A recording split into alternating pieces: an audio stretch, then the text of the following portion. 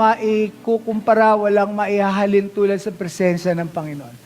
Tunay nga that he who dwells in the shelter or in the secret place of the Most High shall abide under the shadow of the Almighty. Ito po ang kailangan ng bawat isa sa atin, na tayo ay maikubli doon sa kublihan ng ating Ama, kung saan doon tayo ligtas.